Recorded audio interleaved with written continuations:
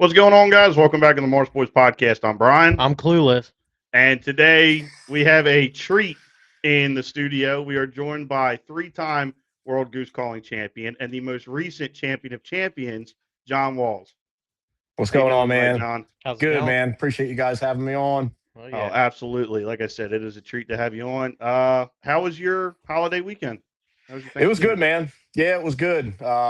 Did a little bit of hunting those 3 days over in New Jersey, and with the one bird limit, it kind of sucks. But Thanksgiving morning, we made it, worth our while. We killed five, and two of them end up being banded, so that was cool. They were locals, but still, it's always a treat. Yeah. So that was cool. Was it a marathon like it was for us every single day? The Getting out man, there during the break. Yeah, it was. And last year I kind of said this, like, over where we're at in Jersey, they are consistently inconsistent. Mm-hmm. And they did the same exact thing those 3 days. It was just every day so different, man. You just never know. So Yeah. tough this time of year. But Yeah, yeah, we did a hunt. little hunting. It was fun. Yeah, we hunted on Thanksgiving morning and Friday. Thanksgiving, we couldn't get anything to work off the water. Mm-hmm. I mean, we're hunting like 200 yards off a loaf, and then Mm. Black Friday, we were able to pull whatever we wanted to pull.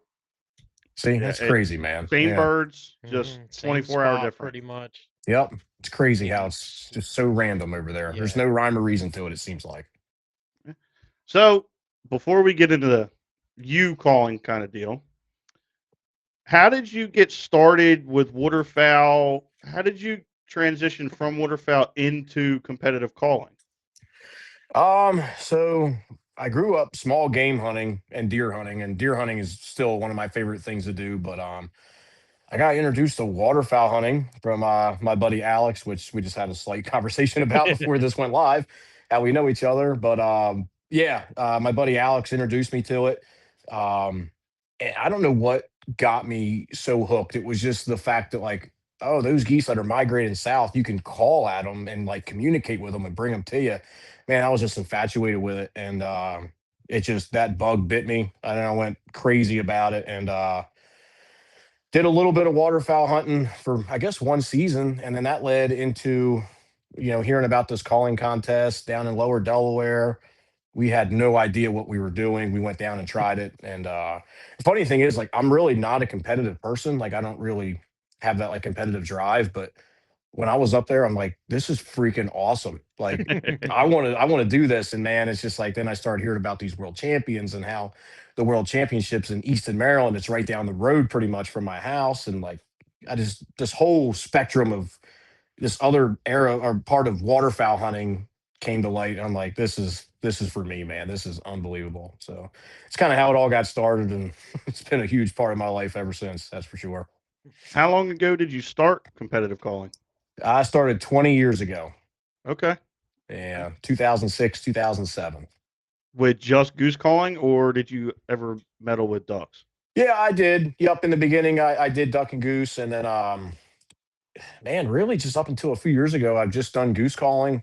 I've always dabbled in the duck calling stuff. I've done well with it. I mean, I don't like bragging. I don't know. I'm just humble about it. But I down mean, in if there's anybody that Yeah, can brag, you're it's the guy you. that can brag, yeah. it's like, so I guess it was 2017. I'll get into this little duck calling spill. Like, I've always dabbled in duck calling, did it here and there just for stage time, to get up on stage, get my nerves out. Because usually the duck calling stuff was before the goose calling stuff. Hmm. And 2017 in the summer, I went out to Rogers Sporting Goods when they had their big waterfowl weekend. They had a big calling contest out there, and they had a novice Main Street duck out there, and it paid $1,000. I'm like, man, I could enter this. I'm like, I can do a Main Street routine, and the $1,000 prize was appealing because I was going to Canada that fall with Alex up in Saskatchewan. I'm like, man, $1,000 will help with a lot. It's not cheap to go up to Canada. No. No. So I picked up a duck call literally a few days before going out there. And I'm like, man, I'm going to give it a try. Like, blew three clean. I'm just going to go give it a try. And went out to Rogers, did the novice duck, boom, won $1,000. And I smoked everybody. I was like, wow, man. And, a lot of my duck calling buddies, they're out there. They're like, what the hell, Walls? I'm like, man, duck calling's easy, and that kind of stuck around, and they're like, all right, now you really got to prove yourself. Get up on in the Easton for the World Live Duck. Side note, I never really had any big interest in going to Stuttgart for the World Duck. It's just not really something that I wanted to really do. But first year I went to, or I blew in the World Live Duck in Easton. I got third. I thought, man, that was fun. Like it was again good stage time, get the jitters out. Next year I went and blew in it and I won the thing. And I'm like, all right, man, like all right, let me just focus on the goose calling stuff. I kind of got the duck calling stuff, pretty easy here. And Yeah, so I did a little bit of duck calling from like 2017 to 2019 and then kind of just gave it a break. And I might pick it up now, but yeah, I've been mostly a goose caller those 20 years. So, how long per day would you say when you were really in the thick of it did you practice? Man, it it's hard to say, but the best answer is every free second that I had. Like literally, I remember getting off the school bus, running inside, grabbing my goose call, coming back out, and just blowing it till dinner time. Then I go back out, and my mom's like, "You need to do your homework." And I'm like, I'm good.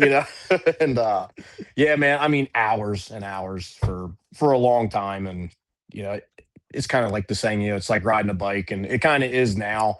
It's really just getting my lungs back. And my lips and the jaw muscles all back up to par now. But back in the day, man, it was hours a day. Hmm. Yeah, I think that's the biggest thing I've found with as I've been trying to improve myself with calling and the whole lip muscle things never came into effect until the last like couple months. And then Right. at the end of the day, I'll be blowing, and I'll feel an air bubble up here just squeak out, and then Oh yeah. whatever I just did in the last 2 minutes is shot. Yep. It's crazy, man. People don't realize, how much really goes into it. And, especially for the guys that do multiple contests, even at in Easton, they're doing the team duck, the team goose, the live duck, or the team goose, whatever, all of them. Man, by the end of the day, you're shot and it hurts. And like you said, you start losing air out the side of your mouth and man, it's hard to recover from that. It's tough. Mhm. When you started dabbling in the goose calling deal, what would you say was the note that really propelled you to the next level? Like you got this down and you said, "Okay, this I can build a cadence around, or it's helping me with other notes." What note was that for you? Probably so there's two of them. The first one is the rolling double cluck. People can do like a stack cluck, like luck, luck, luck, luck, but it's that what a luck, and just getting your tongue, adjusted to just fluttering like that.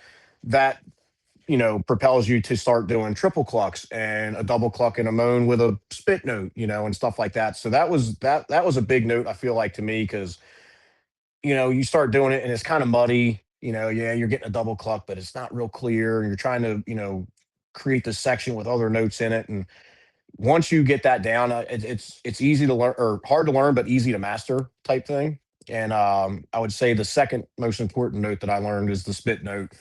Again, I struggle with that one so much. And then one day it was like, oh, I hit it, and then got it. All good. Just like that. I figured it out, what I needed to do, the amount of air I needed to present to the call. And yeah, so I'd say the rolling double cluck and the spit note are probably the two most important notes to learn, as you're advancing as a caller to get to that next level. Mhm. Now, what note would you say you use the most out in the field? Um, Probably a quick spit. I feel like, you know, it all depends on what type of hunting you're doing too. I mean, Fair I'm enough. sure you guys are Yeah. like this. I mean, we rarely get to hunt X fields. We lease two fields and Mhm. that's all we have. And we got to bring the geese to us. I mean, very rarely do they use our fields. So I usually use, typically a higher pitch call and that note, just that crack and crispness, clack, clack, clack, clack. It just kind of really seems to get their attention. Um, Probably the Yeah. quick spit, and then I like to do a bouncing cluck a lot in the field, especially when geese are finishing. Bop, bop, bop, bop, bop, bop, bop, bop, bop, bop, just to kind of finish them in if they're being a little finicky or don't want to center up or anything like that. I got you. Mhm. I asked you that because I know with duck calling, especially I believe the Main Street contest, Hmm. there's not a lot of that transitions into what you do into the field. Absolutely. Where with goose calling, all the notes you use, you may not present them how you present them on a stage, but you're gonna, at some point in your life, you're gonna use every note you're blowing on stage somehow in the field. Sure.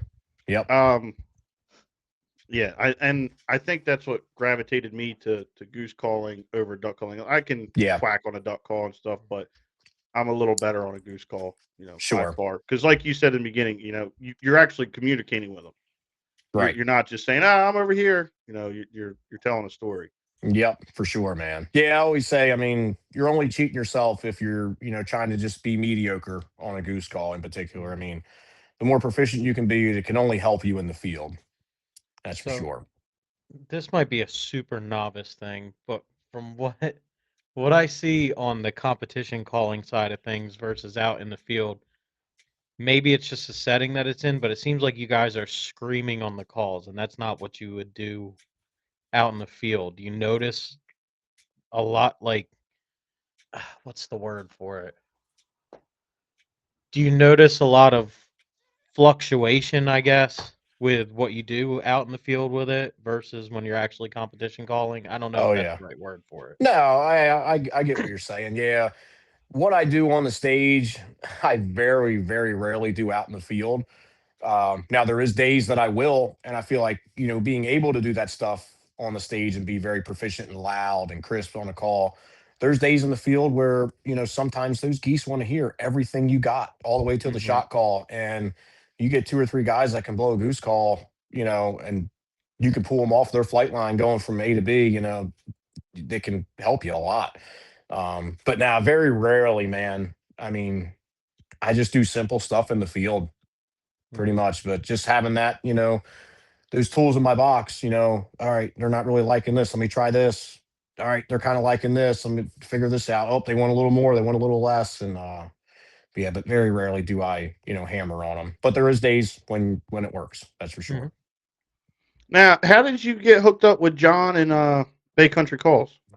Um, so pretty much just from being in the area, John Taylor's from Lower Eastern Shore, Quantico, Maryland. So he was at every single contest around here, in a relatively, easily driving distance. You would always see John Taylor and Teddy Hoover, Lee Williams, all those guys that blew his calls. And when I started off, I started blowing foils when I was real young. Switched to Tim Grounds calls. I blew Tim Grounds calls for a while, and then got linked up with Jimmy Wren. He is originally from Havre de Grace, Maryland, and he was out working for Fred Zink at Zink Calls, and Jimmy was Fred's right hand man, so to speak. And with Jimmy being from this area, met him through contest calling. That led to a job. Went and worked for Fred Zink after high school for a while, and that didn't work out. I mean, it's funny. You think, oh, somebody that loves blowing goose calls, yeah, I'm going to go work for Fred Zink and hunt and tune calls. I had enough of tuning goose calls, man. I didn't even want to blow in. I didn't want to hear a goose call after 8 hours of blowing them all day. That helped me for get more proficient on a call, but so that led me to come back home. I had a job opportunity come up, and I'm still here today. I got to, it all worked out, but in the meantime, Fred Zink sold Avian X and Zinc calls to I don't want to spill misinformation, but to Yeah. some big company, made a lot of money. I don't blame him. And the whole calling team that he had and stuff was kind of falling apart, which was fine. And I thought, yeah, I should probably make a change. And I'm like, John Taylor is just honestly one of the nicest human beings I've ever met in my life. He is truly a one of a kind person. He's always been nice to me, even though I wasn't blowing his calls. He would always help me, give me advice. And he's just a good friend. And I'm like, you know what? I'm like, if I'm going to blow somebody's stuff, like I want to blow his stuff. He's Mhm. always treated me right. He's a good person. Everybody that's affiliated with him blowing his calls are good guys. I'm like, you know what? And he's local. Like I'm gonna do that. So I switched to Bay Country Calls in 2015, 2016, something like that, and um, not leaving. Yeah, fair enough. Yeah. Um, back to the competitive deal. When did you start blowing in the world? So I blew in my first contest ever in 2007. Um, I didn't go to Easton that year in 2007 because I was a big deer hunter still then, and Easton was always on Delaware's shotgun season for deer hunting. Gotcha. So I'm like, I want to go deer hunting, but then I was like, screw this. I need to go to the Easton. Like I want to do this. So 2008 was my first time in Easton. I was still a junior, and I blew in the junior world goose in 2008, and then the next year in 2009 I blew in the world. So yeah, 2008 was my first time in S- Easton for worlds. So you really see. I didn't realize you started that that long ago. So you were blowing against some heavy hitters like in that 28 that 2008. So I want to say the 2014 era. Yeah. Oh There's yeah. not a lot of names that pop in my head, but I mean, when you think of goose calling, I would say at its peak, I mean, the early 2000s into the 2010s is really where it was at. If correct me if I'm wrong, but that's just the Yeah. way it seemed. Yeah, man. It was, I would say, just past the peak. I mean, you had Hunter Grounds that was retired. Kelly Powers was kind of faded away, but I mean, you had to name a few: Field Hudnall, Mitch Hughes, Big Sean Hammock, Wade Walling. Um, I mean, gosh, Trevor, Kyle Jones, Robbie Iverson. Kyle, and Robbie were just kind of getting started, but I mean, and I'm probably forgetting a whole bunch, but yeah, it was tough, man. There was a lot of good competition back then. Mhm. I gotta ask because I've only been able to find a handful of his videos, and one is blowing. The call we're going to talk about here in a minute. Robbie, Yeah. that guy, I couldn't even like. So he released the only video on his TikTok is the video of him blowing the three-peat. I know, right? First off, the Roomba was hilarious because you could Yeah, hear the that beat was that start was before he started calling. That was yeah. like the red light. Yep. But that guy, I mean, I don't think I've heard such a fluent cadence Right. than him. I mean, and it's just so clean. Yep. Robbie's power, his sequences, his flow, everything about his routine, it's just so appealing to the ear. It just sounds good, and he just executes it every time to a T. Yeah. He is just he's a rare breed, I would say, on a goose call. It's a pleasure to listen to him. That's for Yeah. sure. It sounds damn good. Now back to you. You said you started blowing in the world or in the I guess senior world, the open world in Mhm. 2008.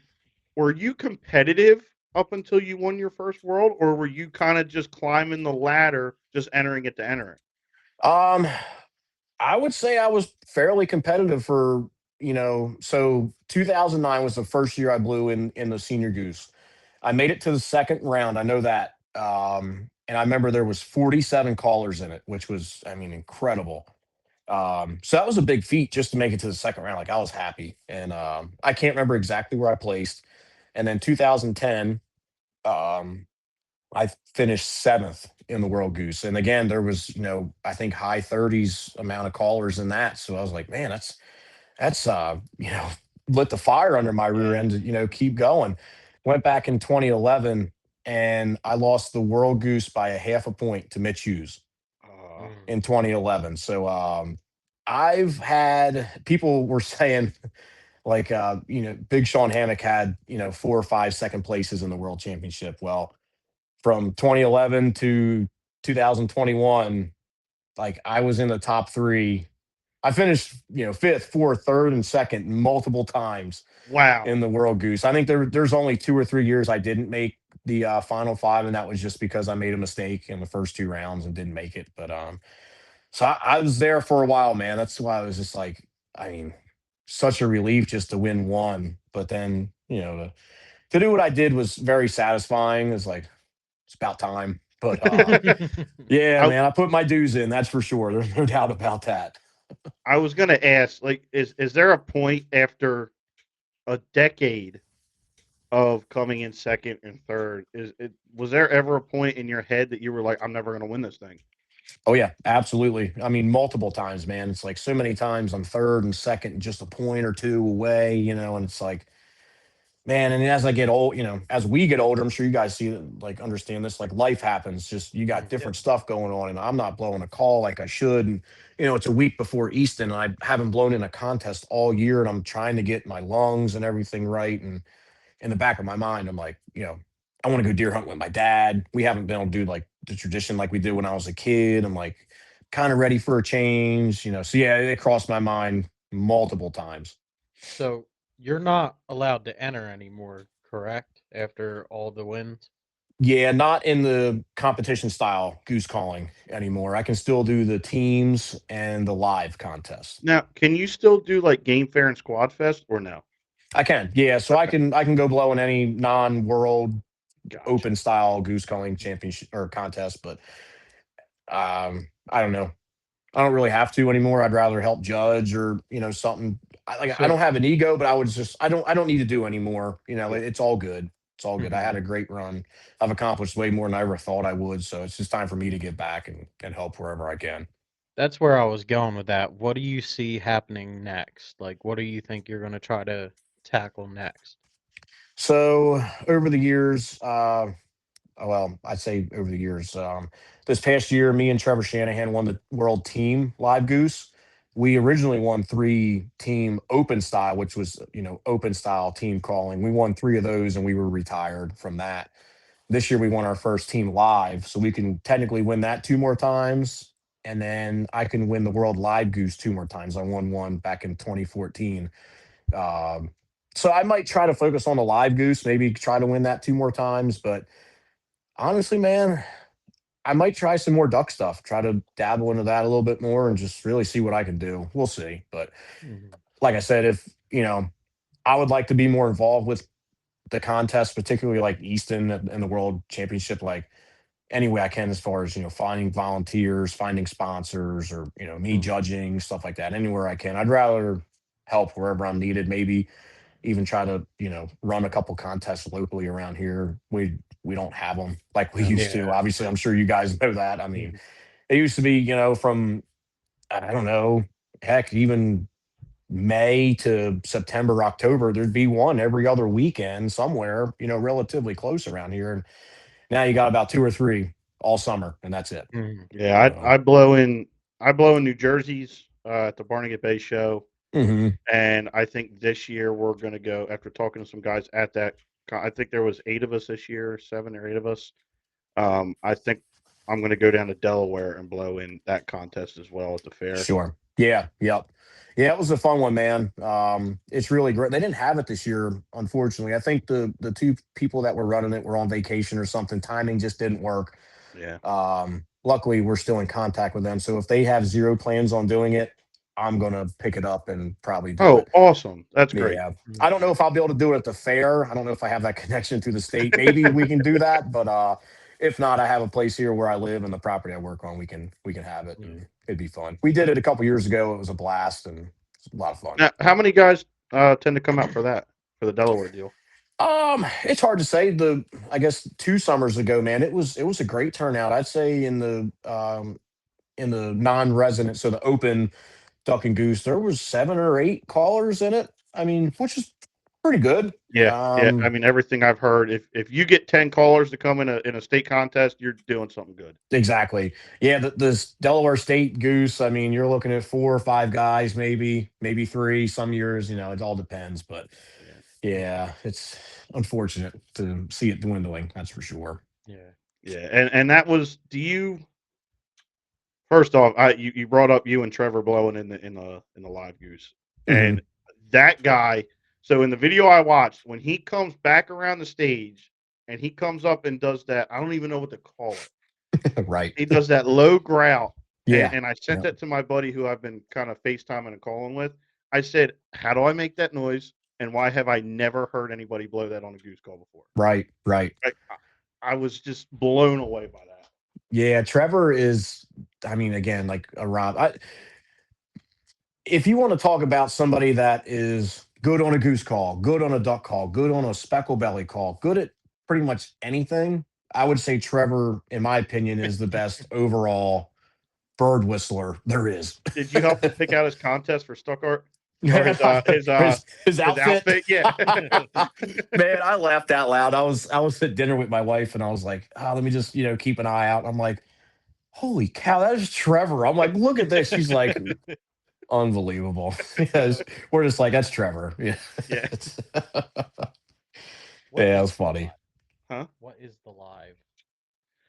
Is there like a live? I'm picturing like a live bird. Ask the guy that won Yeah. it.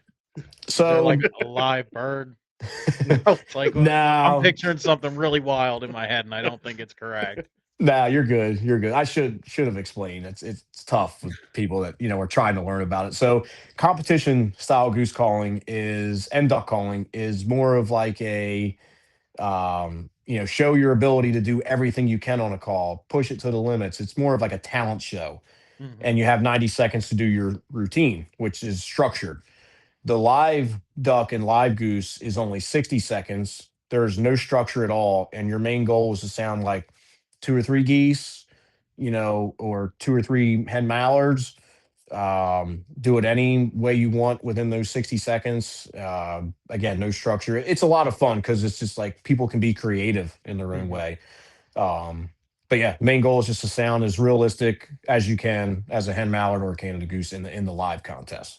So, just for entertainment purposes, what I was picturing in my head was somebody behind the stage with a cage with a goose in it, and then they let it out, and you had to call it back I'm in. sorry for him.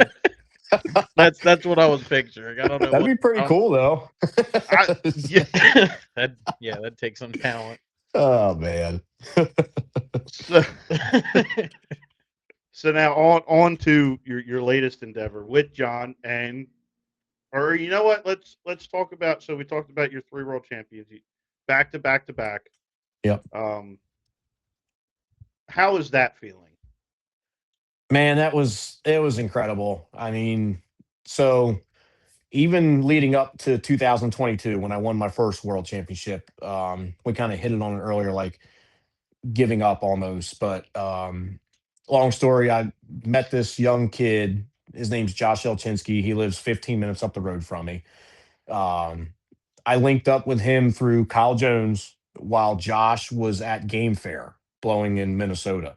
Never heard of this kid before. Kyle Jones messaged me. He's like, "Hey man, this kid lives in Pennsylvania." He said, "He's close to Delaware. You should link up with him." Got linked up with Josh, and I'm like, "How in the hell, we not meet each other cross paths?" He's younger and stuff, but so I started working with him, getting him rolling. I mean, he's just a true talent on a goose call, and honestly, like him coming over 2 or 3 times a week, it relit my fire. I could see his drive and passion, and I'm like, man, you know what? I need to go down and give Worlds another shot. So my first win in 2022 was just unbelievable, man. I mean, I look back at that on the live. His phone died. Uh, something happened. We're gonna pause it real quick. Oh, Oh, You hello. guys there? there Yeah, you we're Sorry are. about here. that. I We're had a good. phone call come in. I didn't know what the hell I was doing. Oh, you're good. Yeah. Um, so where did I get caught off at? You were talking about right after you hooked up with Josh. You went back to Worlds 2022. You ended up winning it, and then Yep. Yeah, and that was just like such a relief. And I'll go back and watch the live recording of it, and my reaction is just like you can see the weight of the world getting lifted off my shoulders, man. I blacked out, and it was awesome. And so then it's like, all right, I could go back and try to defend it in 2023. And man, my first two rounds were awesome. My third round, I hit a little mistake in my low end, and I thought, is what it is. I made a little mistake. Well, what I didn't know is I had a big enough lead after my two rounds that the judges docked me, but I still won. And I'm like, oh my gosh, man, that one was special because I really didn't think I was going to win it. And well, the judges did catch it. There was a little controversy there, but um, the judges scored me accordingly. I had enough big of a lead, and then leading up to 2024, I had a lot going on at work and stuff, new position, a lot of stuff going on, and I'm like, man, the pressure's on. People are like, we need to go back and win your third. And I'm like, man, I just don't have time to practice and stuff, but I don't know what it is about that stage, man. My adrenaline gets going. And people say like you're so calm up on that stage. Well, I'm not. I can guarantee you that. Like, no kidding. I almost passed out this year in Champion of Champions. I'll get into that, but man, to win my third one in a row is like again. I look back at the video and I just put my hands in my face and I'm just in true shock, man. I started crying up there, and it's just like, yeah, that's a dream. to win that thing 3 times in a row. I mean, I was happy with one, but to win it three in a row is just, I don't know, man. It's Because, unbelievable. and I mean, look back, how many? So if you think of it, I believe the one that sticks out in my mind is I don't think Hunter won his 3 times in a row. Correct? Now, there I was think he only had a two one other year gap guys that before did that. it. Who Yep, were I the was the third person to ever do it three in a row. Who were the other two? The first one was Tim Covey, and Okay. he won it the first 3 years at Easton, won it 3 years in a row. And then Josh Newweller on a flute won it in like 95, Okay. somewhere in the mid 90s, something like Okay. that. I got you. Yeah. And then there's six of us in that group that have won it 3 times, but those three other people won it different years. Gotcha. Gotcha. And that's Hunter Grounds, Mitch Hughes, and Robbie Iverson. Okay. Yeah. And then you go on just a few months ago now, and you win the Champion of Champions, which it's kind of funny how that, because that's every 5 years, correct? Yeah. They do that. Yep. So it's kind of funny how it lined up to Yeah. give you the opportunity. Yep. Did you have a lot of confidence going into that with your routine? No, not at all. So I can get into the weeds with this, but back in August, my wife and we were expecting a baby girl in December. Actually, she's supposed to be born on December 6th. She decided she wanted to come out on August 30th, and she's still in the hospital in the NICU. Thank God, she's doing good. It's a slow process, but man, that's just, I mean, that threw a wrench in me and my wife's plans. I mean, we're tied up, and with work, and then hunting season, I'm trying to do this and that, and then people are like, "You gonna go do the cherry on top? You're gonna win the champion of champions?" I'm like, "Look, man, like besides doing some early season hunting in New York, I haven't even thought about blowing a goose call, but like I said earlier, that stage, like it just does something to me, man. I get that extra 10 mile an hour in my lungs, and my head just gets right. I guess I just do good under pressure. Um, Leading up to it into Easton this year, I couldn't even get through a routine practicing at home. I even blew in front of friends trying to get my nerves worked up a little bit, like, oh, don't mess this up and look like an idiot. I had I couldn't get through a routine, but man, I was just like, you know what? I'm like, I'm blowing the same routine for 4 years in a row, literally note for note. It's just kind of like second nature to me. I'm just going to go up there and do it. And man, I blew three clean. And Kyle Jones is a stout competitor. I mean, he is an absolute ripper on a call, and he Oh, that's sounded right. damn good. He was eligible this year because he won his third. Yeah. He was, yeah. So he was, and he could have made history, won his third, and then went right to the next contest and won champion of champions. Just mic drop, kind of thing. Yeah. Yeah. Uh, so I was like, you know what? I'm like, so Mitch Hughes made a mistake in his first round. He's a great contest caller too. Lee Williams blew good. Me and Kyle blew good. So I was like, you know what? I kind of think it's between us, but in the back of your head, there's always the doubt, like, man, those two other guys sound so good, to me. But then they're like, dude, your power and your tone is just, it's next level. I'm like, you know what? I'm like, as long as all three of us blow clean, I'm fine with wherever the chips fall. But Yeah. after I walked off my third round, I was like, you know what? Like that was three damn good routines that I blew. I don't think I could have done anything better. I think I got a pretty good shot at it, and end up pulling it off, man. It's pretty cool. I've never thought over the 20 years I've been doing this, like, oh, I just won that contest, Mhm. hands down. But that one I felt pretty confident, honestly. And leading up to it, I did not. That's for What sure. what was the passing out thing you were talking about? Yeah, man. So in round, I'll never forget this because it scared the shit out of me. Sorry, I don't know if I'm allowed to curse on No, Oh, you're here. you're good. good. You're good. It scared the shit out of me. Not gonna lie. So before I go up on stage, man, I am an absolute wreck. I mean, my hands are shaking, my knees are knocking, and so some contest callers, you'll see them up on stage, they'll be moving around back and forth, and there's helps them calm down, or they're throwing sound, accordingly throughout the room. Me, the last few years, I go out there, I stand in one spot, and I don't move. And I close my eyes, I just get in my zone and do my thing. And I was going through my routine, got down to, I was building up to my comeback. And all of a sudden, the hand I hold the call in, I felt this tingling sensation go from my wrist down to my forearm, and I'm like, "What the hell is that?" As I'm like, everything's happening so quick, but it's Yeah. so Mhm. slow, and I'm like, "All right, like that's weird." And then all of a sudden, I felt myself falling backwards, and I had to open my eyes and like take a couple steps, and I'm telling you, I almost fell over, and Mid routine. mid routine, yup. And in Mhm. my head, I'm like, holy shit, just keep going, don't stop. Like I know where I'm at, I know where I'm at. And I walked off that stage, man. I had to go sit down, and I mean, my hands were just shaking. Like it was bad. I've never experienced anything like that before, but my nerves have always been bad, going up on stage. But the last few years, they've progressively gotten worse. And Mhm.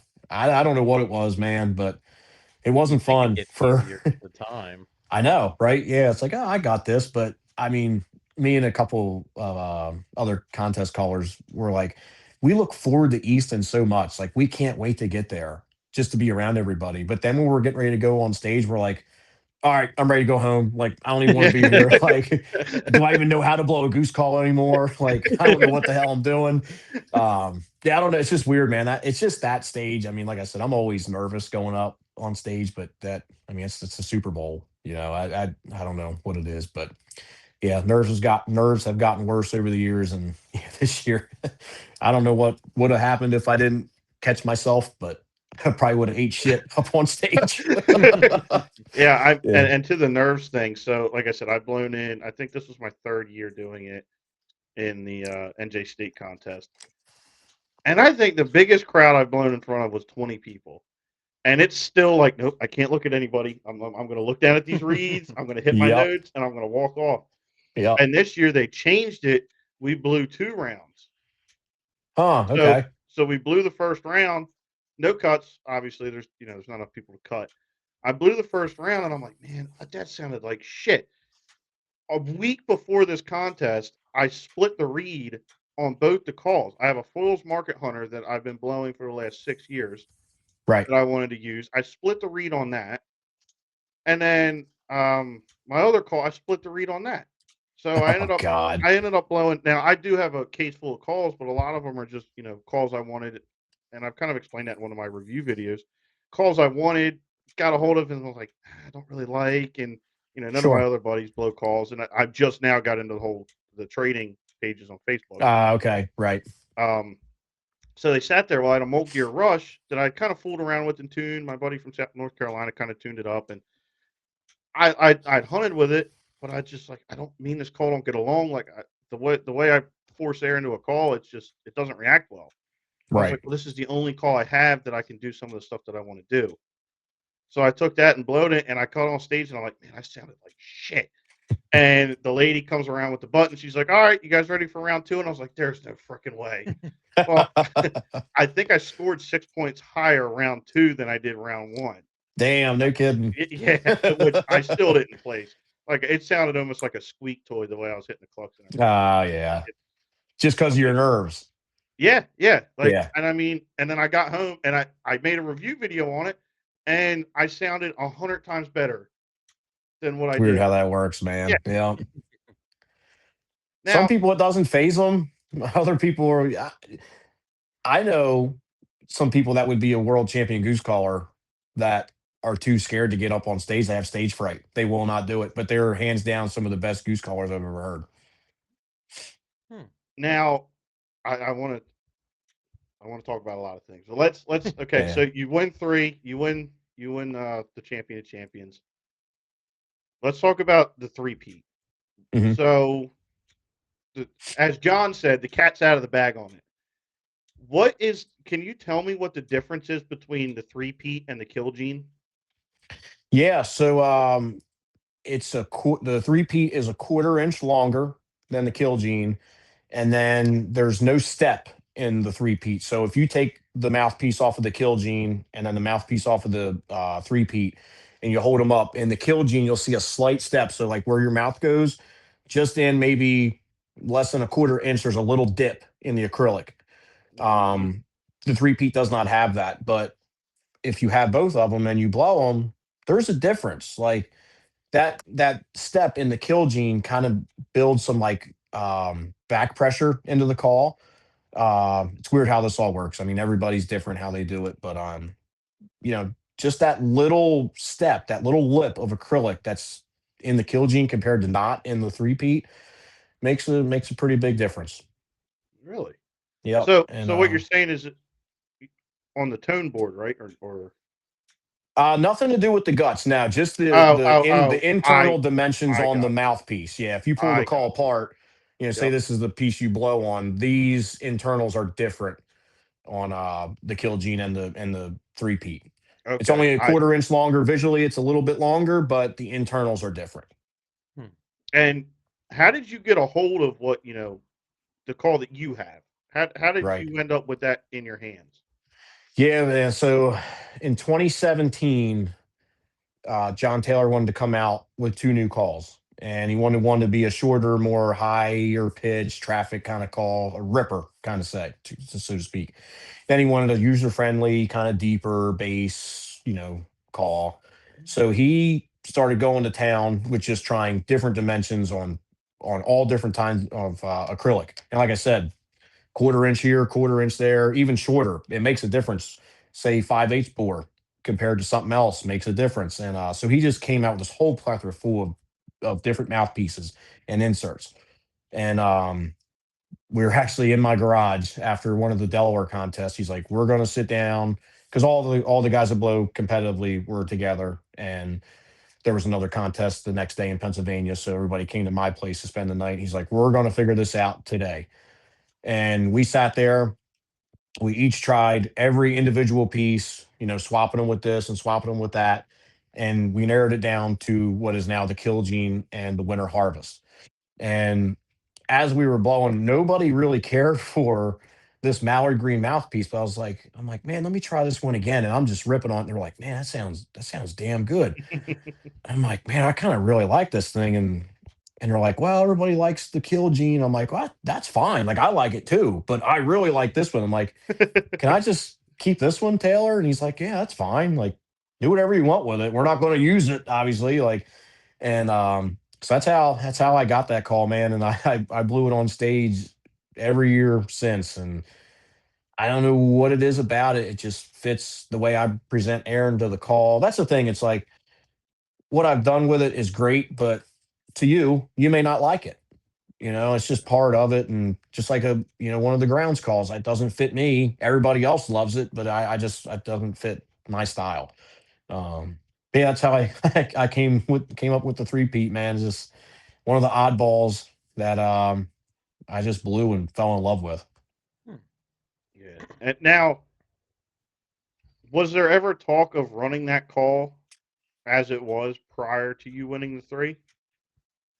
Now, even yeah, after so the talk started coming after I won my second in a row. John Taylor's like, Walls, you go win three in a row, see what happens. I'm like, oh great, pressure's on now. And even with Champion of Champions, he was on me. He's like, you need to do this, man. There's no other way to do it besides going out with this on top. I'm like, great, like, what if I don't do this, But yeah, so after my second world title, it's talk started coming out and about it. We've, hinted at it. And just because I'd won two worlds on it and people knew it was a little different than a real kill gene, even though we said it was, just to play it off is easy. It's like, it's a kill gene. It's close, but it's not. Now, So was that talk come about from the guys in that room? Just chit chatting with buddies and everything. That's how people kind of figured out it was a little different. pretty much, yeah. Other contest callers, looking at it and they're like, is this really a kill gene? I'm like, it's just a touch longer. And they're like, oh, okay, yeah, it is a little different. And I think on social media too, I think John Taylor and I both said, it's got a little modification Oh, to okay. it, and so that's what really kind of got people chirping, like, oh, well, what is this thing? We want Now, one. at that top level, is everybody experimenting with like weird non-commercial type stuff, like trying to find their perfect fit, or do people just blow on normal calls up there too? um, At I that guess top it'll, level. yeah, I mean, particularly like some of the top tier callers that are call makers, man, they're trying new stuff all the time. Mhm. Um, Me, I'm not a call maker. I just blow them and just find one that fits me, and I don't really mess with anything else. It's like going to the same restaurant, just ordering the same thing because I know Yeah. it's what I like. Yep. I'm not going to color outside the lines and try new things. Yeah. It all depends on the person, pretty much. But most of the top tier guys, I would say, majority of them dabble in call making, so they're trying new stuff a lot. Hmm. All right. Well, Yeah, we're kind of getting towards the end of it now. I want to ask you, Do we really talk for an hour already? getting there. they're getting Dude, the there. day is Flew flying. by. Oh My my gosh. god. Yeah. So we've asked this. I've asked this question to Jeff when we had him on to foils, and I've asked it to a couple other guys. Do you see the competition scene growing anytime soon? Do you see it kind of plateauing? Like, do you see a bright future for the contest scene? I think it's there. It's just tough, man. I don't know. I don't know if it's this newer generation that like just doesn't want to put the time in to get better. I think they just kind of want instant results a little bit. That's Yeah. my honest opinion. Contest calling, biggest thing is you got to learn to lose. I mean, you're going to lose way Oof. more than you win. Yeah. Mhm. Um, and I see a potential for it to grow great because during COVID, Die Bomb did that online contest, when That was everybody was cool. home, and the participation was through the roof. It was awesome, and there was a lot of good callers in there that I've never heard of before. And it's like, man, why don't they come out to contests? But I mean, even other online stuff, the potential's there. I mean, there's a lot of great callers out there. I just don't know if it's staged right, um, or if they know, quote unquote, the big dogs are going to be there, and there's no point in me going when that's not the way to go about it at all. Um, I don't know. I honestly, I hope it grows and gets better, but I don't know, man. I mean, there's very few younger kids that are like really, really into it right now, Yeah. and I could kind of see it plateauing, maybe going down a little bit. I mean, but contests in general, like say prize packages, that's going way down over the Yeah. years too, and hasn't really come back up. And not that that's what any of us do it for. Like all the guns and money I won, honestly, I could care less about it. Like I don't need that. I think a lot of top tier callers would say that as well. I mean, if you're traveling and stuff, it's nice to get a little Yeah. reimbursement for Yeah. stuff. I mean, price of stuff nowadays is crazy, but Yeah. You ain't wrong. yeah, it's just a lot of factors going into it, but I hope and pray it grows because I mean, contest calling has opened so many doors for me, man. I mean, it led me to jobs. I met so many people. I mean, most of the people I mess with now all revolve around a goose call or contest calling, hunting, something like that. I mean, it's just incredible, just the community that Mhm. it is. But Yeah. I don't know. Unfortunately, I don't see it really taking back off to where it was back in the heyday, back in the late '90s to 2010 ish, 2015 ish. Yeah. I feel Yeah, like it would be sacrilege if I didn't ask you this question. So, yeah, you name drop, I would say three of the heaviest hitters in the calling industry, whether it's competitive or market style, whatever you want to call it. hmm, Fred Zink, Jeff Wills, Tim Grounds. Um, yep. how was it learning through them? It was awesome, man. So I'll say I didn't learn a whole lot through Jeff. Jeff has always been good to me, though. When I first started out, I Oh, just sorry. blew. Yeah, that's right. You said you were No, blowing his calls. yeah, I just blew a straight meat honker. That was my first acrylic call. Then when I got linked up with Tim Grounds, man, Tim and Hunter were just again just so helpful. I'd call Tim any given time. So anytime I called Tim, I learned that this is not going to be a quick conversation. If he answers the phone, it's going to be at least an hour, probably two. And it's going to involve blowing multiple routines, different notes. Like that's just the type of person that him and Hunter were. They would take the time, tell you their honest opinion, which is good because you don't get that a lot nowadays. I mean, a lot of people are like, yeah, sounds good, sounds good. When they would be like, no, you need to work on this and try this and that. Um, so Tim and Hunter were absolutely incredible, man. And then working for Fred.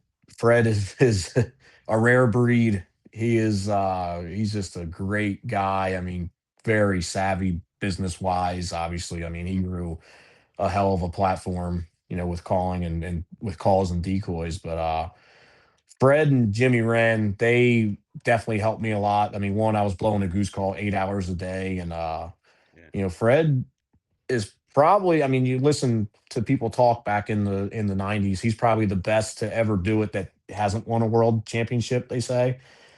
And just his way he goes about thinking about a routine and what you're doing and how you can change it. Like, he would tell me just little minute things like, hey, instead of doing a high cluck and a low cluck here, swap it and do a quick spit and a low cluck.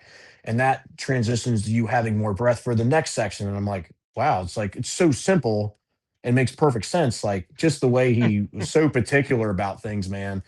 Fred was incredible. That's for sure.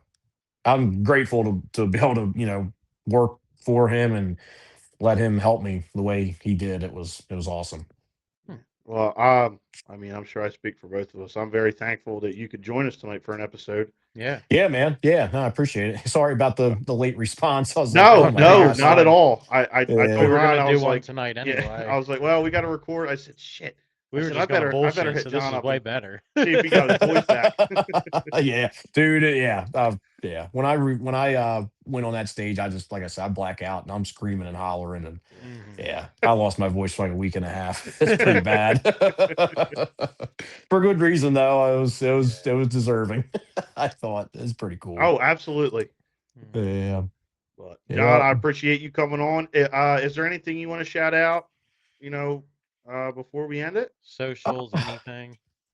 Oh man, I mean, I'm on Instagram and stuff and Snapchat, but I don't like all the attention, man. I don't know. I like laying low, but yeah, I mean, if anybody listening to this has any interest in contest calling and wants to just, not even contest calling, just wants to be more proficient on a goose call, I'd love to help any way I can. Like I said, it's opened so many doors for me. I've met so many great people through a goose call and a Canada goose. Absolutely incredible. So yeah, feel free to reach out. I'll be glad to help any way I can. All right. Thank Nice. you. Yeah, thank you. Yeah, man, not a problem.